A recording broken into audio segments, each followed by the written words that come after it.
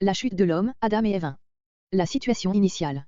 En créant Adam et Ève, Dieu leur donne la liberté de rester attachés à leur Créateur ou de se détourner de lui.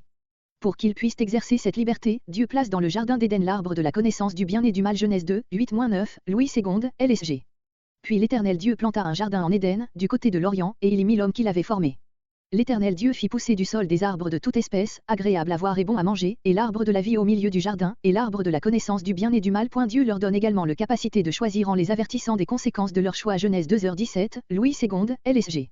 Mais tu ne mangeras pas de l'arbre de la connaissance du bien et du mal, car le jour où tu en mangeras, tu mourras. Dieu leur donne également la capacité de choisir en les avertissant des conséquences de leur choix. GE 2h17. Jouissant de ces deux qualités, Adam et Ève sont responsables de leurs décisions. Le choix d'Adam et Ève ne porte pas seulement sur le fait de manger ou non un fruit, mais avant tout sur celui de rester attaché à Dieu ou de se détourner de lui. De la tentation. Lorsque Satan s'approche d'Ève, il jette le doute sur la parole de Dieu. Genèse 3h1, Louis II, LSG. Le serpent était le plus rusé de tous les animaux des champs que l'Éternel Dieu avait fait. Il dit à la femme, Dieu a-t-il réellement dit, vous ne mangerez pas de tous les arbres du jardin? Il ment en ce qui concerne les conséquences de la désobéissance. Genèse 2h17, Louis II, LSG.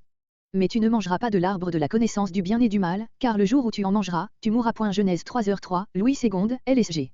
Mais quant au fruit de l'arbre qui est au milieu du jardin, Dieu a dit, vous n'en mangerez point et vous n'y toucherez point, de peur que vous ne mouriez. Genèse 3h4, Louis II, LSG. Alors le serpent dit à la femme, vous ne mourrez point.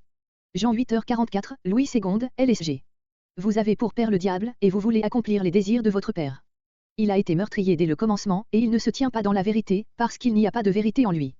Lorsqu'il profère le mensonge, il parle de son propre fond, car il est menteur et le père du mensonge. Il laisse sous-entendre que Dieu les prive de quelque chose de meilleur et qu'il manque de connaissance. Genèse 3h5, Louis II, LSG.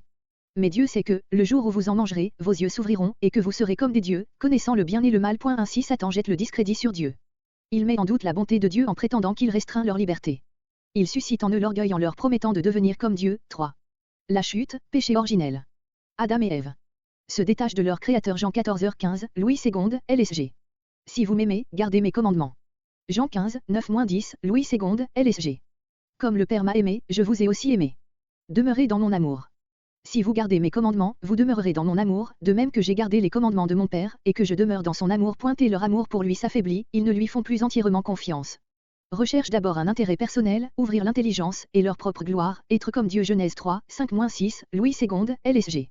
Mais Dieu sait que, le jour où vous en mangerez, vos yeux s'ouvriront, et que vous serez comme des dieux, connaissant le bien et le mal.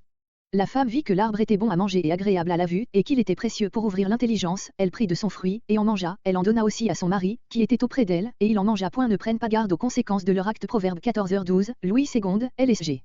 Telle voie paraît droite à un homme, mais son issue, c'est la voie de la mort. Cède à la tentation, désobéissent à la parole de Dieu. Genèse 2h17, Louis II, LSG. Mais tu ne mangeras pas de l'arbre de la connaissance du bien et du mal, car le jour où tu en mangeras, tu mourras. Genèse 3h6, Louis II, LSG.